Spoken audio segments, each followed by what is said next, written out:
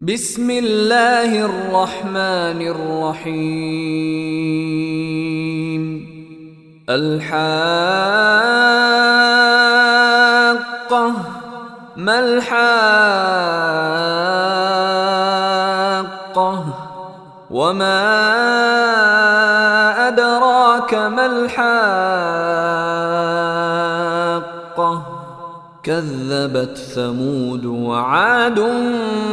بالقارعة فأما ثمود فأهلكوا بالطاغية وأما عاد فأهلكوا بريح صرصر عاتية سخرها عليهم 7 ليال و8 أيام حسوما فترى القوم فيها صرعى كأنهم أعجاز نخل خاوية فهل ترى لهم من باقية وجاء فرعون ومن قبله والمؤتفكات بالخاطئة فعصوا رسول ربهم فأخذهم أخذة رابية إنا لما طغى الماء حملناكم في الجارية لنجعلها لكم تذكرة وتعيها أذن واعية فإذا نفخ في الصور نفخة واحدة وحملت الأرض والجبال فدكتا دكة واحدة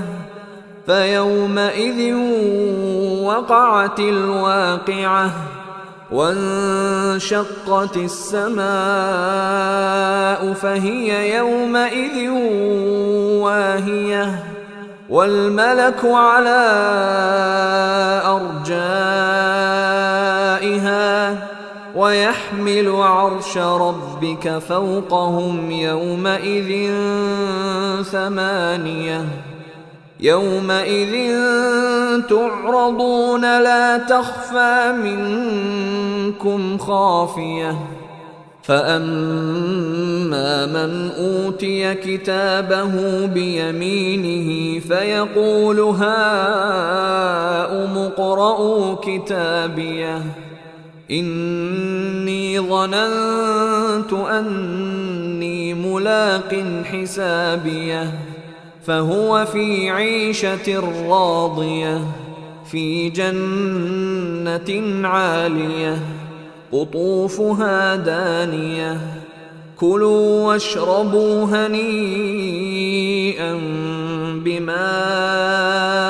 أسلفتم في الأيام الخالية وأما من أوتي كتابه بشماله فيقول يا ليتني لم أوت كتابيه ولم أدر ما حسابيه يا ليتها كانت القاضية ما أغنى عني ماليه هلك عني سلطانيه خذوه فغلوه ثم الجحيم صلوه ثم في سلسلة ذرعها 70 ذراعا فاسلكوه إنه كان لا يؤمن بالله العظيم ولا يحض على طعام المسكين فليس له اليوم هاهنا حميم ولا طعام إلا من غسلين لا يأكله إلا الخاطئون فلا أقسم بما تبصرون وما لا تبصرون إنه لقول رسول كريم وما هو بقول شاعر قليلا ما تؤمنون ولا بقول كاهن قليلا ما تذكرون تنزيل من رب العالمين ولو تقول علينا بعض الأقاويل